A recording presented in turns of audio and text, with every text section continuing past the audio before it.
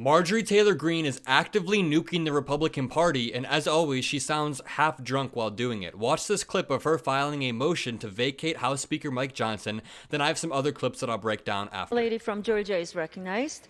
Thank you, Madam Speaker. I rise in extreme opposition to the second part of the omnibus bill. No Republican in the House of Representatives in good conscience can vote for this bill.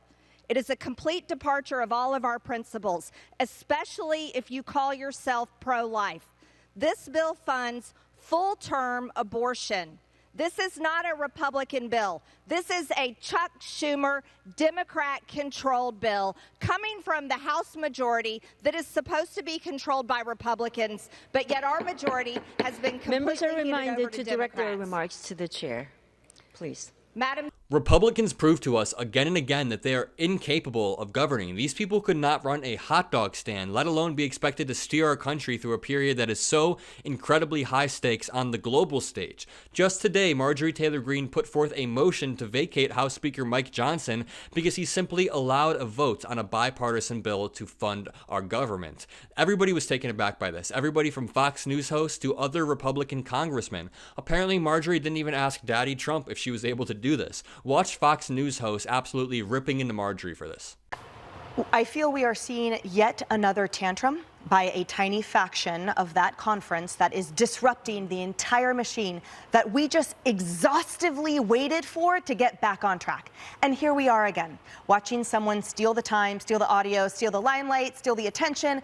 She says we should have our attention on the illegals streaming across the border, on a million other things. No, our attention was on you while you gave a presser. I'm sick and tired of it. As a Republican, as an American citizen, I want them to get to work. I love Speaker Johnson. Who would be better than him, MTG?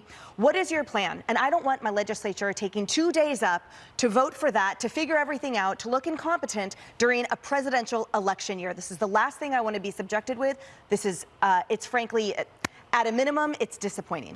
I'm sorry, Republicans, but you guys were blind to this problem for a little bit too long. Now Marjorie Taylor Greene is playing Game of Thrones and trying to kill the king, essentially. She tweeted just the other day, our Republican majority is a complete failure. I actually agree with her for once. We have the power of the purse, which means we can control what the entire government does. Can you?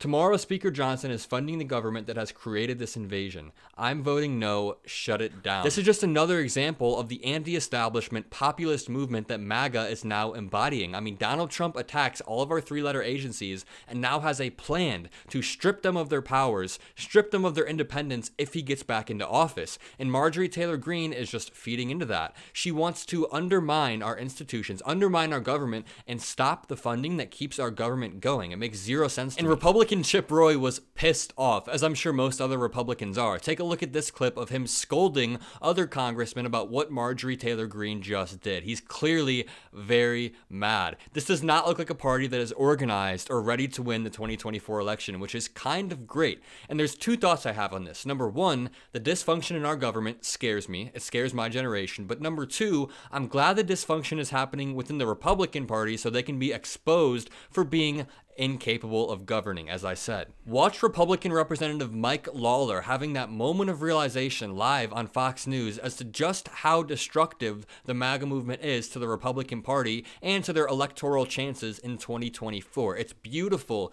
watching the party self-destruct and seeing who takes Marjorie's side, who doesn't. The way to really advance the conservative movement is to win elections, and doing stunts like this actually undermines our ability to win elections. Well, it'll probably get her reelected, though.